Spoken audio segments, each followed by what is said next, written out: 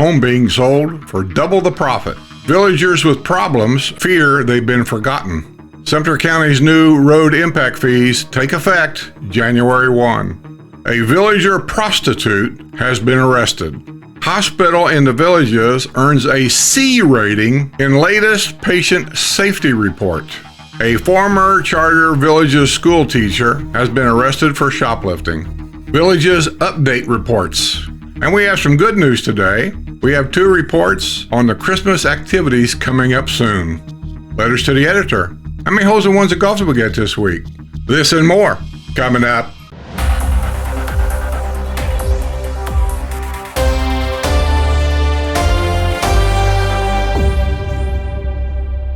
Thanks, everybody, for coming to this week's Villages News Updated. We have some updates. Get them out of the way first. A villager has served 60 days in jail after her last golf cart drunk driving arrest. Janine Renee Robka, 46, who lives in the village of Santo Domingo, was sentenced earlier this month as the result of the driving under the influence arrest on July the 11th after her golf cart strayed onto El Camino Real. El Camino Real is cars only, except if you have a street legal golf cart, then yes, you can drive it on El Camino Real, but you cannot drive a normal golf cart on El Camino Real. And there's a legal and definite difference between the two. If you do not know what that is before you drive your golf cart onto a public road, you should learn what that rule is. She was jailed and sentenced to 60 days in jail with credit of 60 days already served. She has been placed on probation for 1 year in order to perform 50 hours of community service. In addition, her driver's license has been revoked for 5 years. Question: do you think she's not going to drive anything for 5 years? Here's an update on the lady that worked with the counter clerk at the 7-Eleven and took somebody's billfold that they accidentally left behind, and they split the money. And it was a commissioner's daughter. Wildwood commissioner's daughter has been sentenced in the theft of a wallet at a local 7-Eleven convenience store. Kaya Marshawn Green, at 24, pleaded no contest this past week at Lake County Court to a misdemeanor charge of theft. She had been placed on probation for 6 months, was ordered to make restitution in the amount of $800, and was ordered to pay $866.25 in fines and court costs. Woohoo, that's cost you. Green, the daughter of Wildwood Commissioner Julian Green, stole the wallet on New Year's Day at the 7-Eleven on U.S. Highway 27 and 441 in Fruitland Park. And that'll be her update. Here's an update on the famous case that's been going on for a long time of a guy that punched an elderly guy at Glenview Country Club. The elderly guy, a couple days later, passed away from that punch in, I believe it was the Ocala Hospital up there somewhere. He's been fighting this ever since. He was arrested for contributing to that death. Several villagers are on a witness stand list to testify for the attacker accused of landing the fatal punch last year at a country club in Florida's friendliest hometown. The defense has filed the witness list as it prepares for the trial of 76-year-old Robert Edward Moore of the village of Palo Ridge. Moore is accused of delivering a fatal blow to 87-year-old Dean William Zook, who died in July 2023 while in hospice care at the UF Health Shands Hospital in Gainesville. Zook was allegedly attacked by Moore in the parking lot of the Glenview Country Club. Moore was apparently enraged on the eve of June 28, 2023, when he walked out of the country club and believed that Zook's vehicle had struck his black Lexus in the parking lot. Moore allegedly began punching Zook before realizing it wasn't his Lexus. I have definite opinions about this case. Here's an update on a guy that went Rudy Kazootie on somebody's parking. An 80-year-old villager has been banned from a restaurant after his irate reaction to a fellow customer's bad parking. Don Reese Lofton Jr. of the village of Tall Trees has been barred from entering Shang's Chinese restaurant at Buffalo Ridge Plaza as a result of his attack on a cancer patient who had recently wrapped up radiation treatment. Lofton has also been ordered to complete 12 hours of anger management training as part of his pretrial intervention contract. He was allowed to enter into this past week in Sumter County Court. In addition, the contract calls for him to perform 80 hours of community service, although he has the option of buying out of the service at the rate of $10 per hour. If Lofton completes the terms of the contract, the criminal charge of battery will be dismissed. I believe that'll be the end of his case. Well, that's the updates. Let's move on. Let's have some more news. Effective January 1, road impact fees will increase for new development in Sumter County. These one-time fees are assessed at the issuance of new building permits and help fund essential infrastructure improvements such as new roads, additional lanes, and intersection upgrades required to support community growth. New impact fee rates for residential development will be as follows. Detached single-family homes are $2,999. Attached single-family and multifamily, 3 floors or less, is $2,150. Multifamily low-rise less than 3 floors is $2,150. Multifamily mid-high rise more than 3 floors, $1,596. Mobile home park, $1,101. Detached home in retirement community, $1,094. Attached home in retirement community, $621. Impact fees for business developments will also increase. These fees apply only to new development and will not affect existing homeowners or businesses. For a full list of impact fees, visit this site, www.sumtercountyfl.gov/road impact fee. A Village of Finney home has been listed for sale at $1.259 million. The home is located at 3240 Zapirer Way and has 3 bedrooms and 2.5 baths. Boasted a hot tub, scenic view from the lanai, and a 2-car garage with a golf cart garage. It has a Bridgeport floor plan. I did video of Bridgeport. It's in my archives. You can find it in there. Matter of fact, I think it says Bridgeport Home Tours.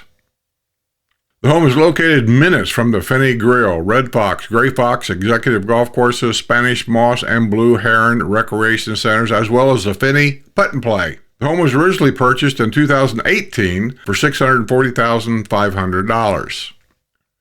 Well, he's trying to double his profit. I'm not saying he is or he ain't going to do it. That seems a little bit high to me, but here's just my own opinion. Nowhere in this ad here, you'll have to double check it. It doesn't talk about upgrades on the inside of the home. He may have done some serious extensive upgrades in that home. That's making it worth this amount of money.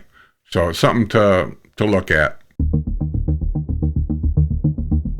An unlicensed driver driving suspect from Mexico was arrested after he nearly hit a deputy's patrol car. Ivan Maya Garduno, 28 of Bushnell, his name will be in the picture, was at the wheel of a white 2020 Chevy Silverado at about 9:30 p.m. Thursday when he made a wide turn and forced the Sumter County Sheriff's deputy to take immediate evasive maneuver to avoid being struck, according to the arrest report. A traffic stop was initiated at the Chevron station on Noble Avenue in Bushnell. The Silverado drove up over the curb while coming to a stop.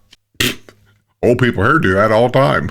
The deputy immediately recognized a language barrier existed with Maya Garduno. A 17-year-old family member traveling with Maya provided translation. Maya Garduno presented a passport from Mexico and admitted he does not have a driver's license. It appeared Maya Garduno had been drinking. 6 empty bottles of Corona beer were found in the truck along with 6 unopened bottles. He struggled through field sobriety exercises and refused to provide a breath sample. Did you ever notice that every time these Mexicans get pulled over with beer in a car, it's always a Mexican product? Yes. He was arrested on charges of driving under the influence and driving without a license. He was booked at the Sumter County Detention Center on a $650 bond. The son of a couple in the Villages has been arrested after he was caught driving a golf cart. Larry Raymond Patterson, 37, who lives with his parents in Villa de la Vista West, was driving the golf cart in an undesignated area when he was spotted at 5:45 p.m. Saturday near Village Crossroads Shopping Center, according to the arrest report from the Lady Lake Police Department. An officer conducted a traffic stop and found that Patterson's license has been revoked. Patterson, who was arrested in January when he was caught driving on a suspended license, has been classified as a habitual offender. Patterson person was arrested last year when he was involved in a crash at Bonefish Grill in the Villages. At the time, the Pontiac, Michigan native was also driving on a suspended license. As a result of Saturday's arrest, he is facing a third-degree felony charging him with driving while license suspended. He remains free on a $2,500 bond. That happens around the Villages all the time, especially people that's not familiar, but not necessarily. It could be anybody. They sneak across highways all the time. And they'll tell you that the law says they can cross a highway. They just can't drive on a highway. That's not necessarily true, and you need to check on all that stuff before you go out there and somebody tells you, oh, you can drive over there. Well, double check, because some of these people are spreading bad information. The daughter of a couple living in the Villages was arrested with drugs after police were called to investigate a report of a weapon. Fruitland Park police were called out about 5:30 p.m. Tuesday to a parking lot at the 7-Eleven on U.S. Highway 27 and 441 after a report of a rifle possibly being raised out of the window of an automobile. Stephanie Nicosia, 51, who lives in the Bougainvillea Villas in the village of Finney, was found at the wheel of the vehicle in the 7-Eleven parking lot, according to the arrest report. She was in the vehicle with 43-year-old Samuel Sander. Each of them was in possession of drugs and appeared to have discarded baggies, which they attempted to destroy. Nicosia was found to be in possession of methamphetamine, MDMA, and drug paraphernalia. The New York native was taken into custody and booked at the Lake County Jail on an $8,500 bond. Sandor was also taken into custody on drug charges. His bond was set at $11,000.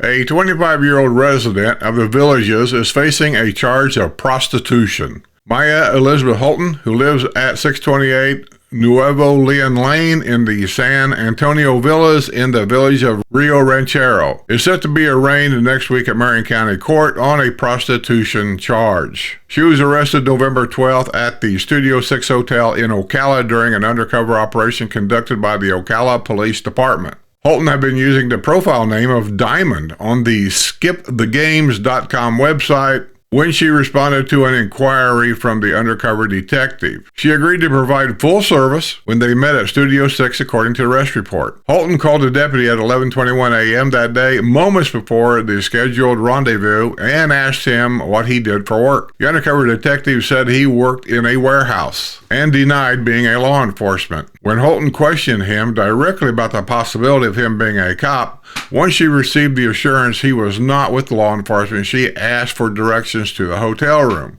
Holton pulled up in a Chevrolet Tahoe while still on the phone with the undercover detective. She confirmed she was Diamond and was taken into custody. She was booked at the Marion County Jail and released after posting a $1,000 bond. In a criminal indictment form filed in Marion County Court, Holton indicated she has no income and no assets. She has asked for representation by the Public Defender's Office. Well, either she's living with parents or grandparents, or she's renting. And this is the problem with renting. They don't vet them. They don't care. UF Health Spanish Plains Hospital in the Villages earned a C rating in a report issued this week by the Leapfrog Safety Hospital Grade. Leapfrog's grading system is aimed at providing greater information to patients and hospitals across the nation. The hospital in the Villages has consistently earned a C rating. Here are a few takeaways from Leapfrog's assessment of the hospitals in the Villages. This hospital provides a detailed bill within 30 days of receiving insurance payments only upon request. Consent forms are not written at a 6th grade level, reading level as recommended. Really? Now listen, I don't understand all the hospital jargon and lawyer jargon. I don't. I'll be honest. I just don't. I don't think most people do. But a 6th grade level? Interesting. Not all staff involved in the informed consent process achieved the appropriate training. One of the most significant problems with today's healthcare system is the failure to make safety and quality information available to the public. But the public deserves this information so they can make informed choices about where to receive care. I agree. Leapfrog said, with regard to its efforts to bring information to patients. When we had Craig Morrison on, we talked about the grading system the last time that they made changes with upper management. And we went through a whole process, thanks to Craig, about what hospital was the best for this or that, what had a number 1 rating, what hospitals had a D rating. We went through all of them for basically, I think, the central part of Florida. If you haven't seen that, and if this does interest you, I would say go back and watch that video. It was extensive. A former first grade teacher at the Village Charter School has been arrested on a theft charge. Where? At Walmart. Carol Roach Doggett, 41, of Wildwood, caught the attention of a loss prevention associate on Thursday morning when she was spotted folding up clothes and putting them in a fabric bag at Walmart at Buffalo Ridge Plaza. She put the bags in a shopping cart and left the store without paying for the merchandise. When she was stopped, she was in possession of stolen merchandise, including women and children's clothing, tools, and household items. The merchandise had a total value of $983.63. Doggett was arrested on a felony charge of grand theft. She was booked at the Sumter County Detention Center on a $2,500 bond. Doggett, who was featured in the Village's Daily Sun in 2017 for her work at the Village's Charter School, had been arrested July 2, 2018, near the school. A villager has been tracked down in the theft of beer and food at Walmart. Dennis William Boyd, 73, of the Village of Pine Ridge, was arrested earlier this month on Sumter County warrants charging him with theft. Boyd paid a visit to the Walmart at Sarasota Plaza in April, according to the arrest report. He left the store with 2 containers of Louisiana fish fry sauce, as well as Stella Belgian lager, for which he had not paid, the merchandise valued at $16.74. Boyd returned to the same store September the 7th and stole Brussels sprouts, baby carrots. The vegetables were valued at $6.26. He was back again on September 14th and stole $30.96 worth of food, including deli salami, imported Swiss cheese, American cheese, whipping cream, sliced mushrooms, and green bell peppers. Sounds like he's going to make a pizza. During the 3rd trip to Walmart, Boyd's license plate number was captured on video surveillance. A comparison of a surveillance image of him in the store proved to be a match with his driver's license photo. Boyd remains free on a $450 bond. Is it just me? If you can afford to rent or buy, I don't know what this guy's done. Does he own? Does he rent? Here in the Villages, this ain't the cheapest place to rent. And then you have to go out and steal $6.26 worth of Brussels sprouts and baby carrots? Are you kidding me? It's got to be 1 or 2 problems. I'm not going to get involved in it. Oh, Wawa. You didn't think we was going to leave you out, did you? A man released from jail last week was arrested a few days later at Wawa. Sumter County Sheriff's deputies were called at about 9 p.m. Monday to investigate a report of suspicious person at Wawa on U.S. Highway 441 in Lady Lake. A deputy found 43-year-old Joseph Lawrence Baruth III of Summerfield at the outside tables at the convenience store. The deputy immediately noticed Baruth was in possession of marijuana. I just got out of jail, Baruth told the deputy, and I see you haven't learned a thing.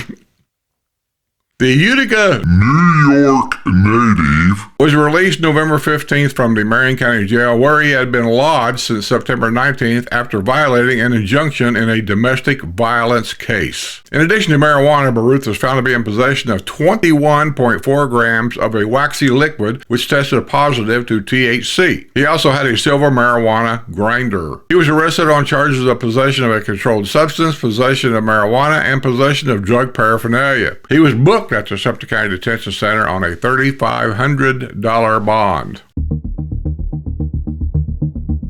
Camp Villages will take place December the 18th through the 27th with a host of fun games and activities put on by the Villages Recreation Department. Activities will include cookie decorating, holiday painting, outdoor showing of a movie, Elf, at the Soaring Eagle Softball Complex, and, of course, a mix and mingle event with Santa Claus. There will also be reindeer games and musical bingo. Space is limited and registration is required. I'm sure your visiting grandchildren will love it, but like everything else when it comes to Camp Village, as we said it many times, you got to register early. Really early. That'll fill up so fast, it'll just be probably hours that it'll be full. And here's some more good news. Be sure to mark your calendar for the annual Christmas parade in the villages. The holiday parade will step off at 3 p.m. Friday, December 6th at Spanish Springs Town Square. Entertainment will follow with Rocky and Rollers performing at the gazebo from 4 to 9 p.m.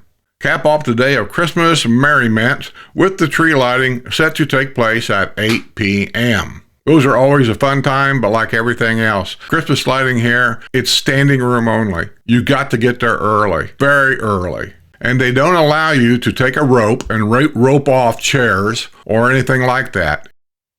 Okay, how many holes in ones of golf did we get this week? Well, it looks like we got about 3.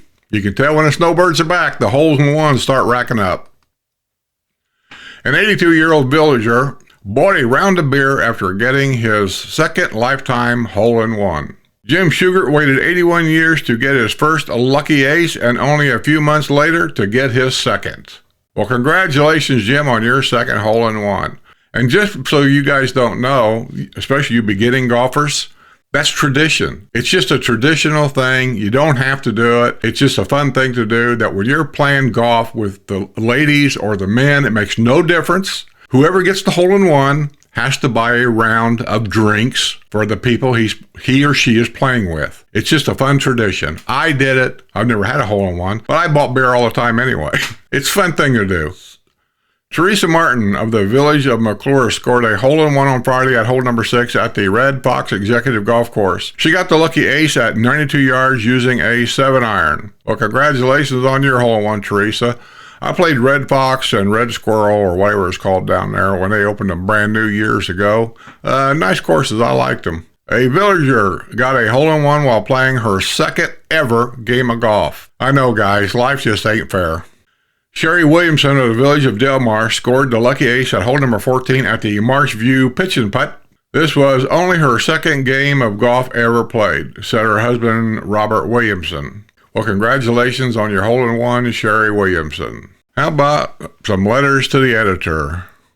To the editor, we attend the concerts at Sumter and Brownwood at least twice a week. Each evening, we need to cross the street utilizing the crosswalk. Golf carts and cars seldom stop as they have the right-of-way. Even if I am in the middle of the road, they keep charging at me. Since most of us are retired, the reason for hurrying is unclear to me. There is a culture of letting the drivers do as they wish. I am sure someone has already been injured or killed. It would not take much to cause death to us elderly folks. Why is this happening? Where are the signs, blinking lights, community staff, flag bearers? How about the developer accepting safety as a selling point and make some changes? In this friendly villages, an average person surely should be able to get around without losing life or a limb.